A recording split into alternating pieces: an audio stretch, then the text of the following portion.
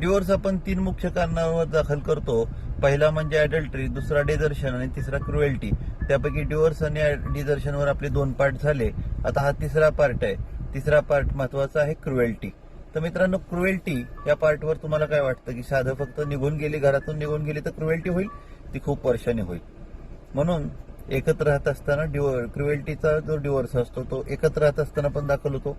एक दिवस जरी सोडून गेले असले त्यानंतर देखील दाखल करू शकता. त्याला कुठलं बंधन नाही.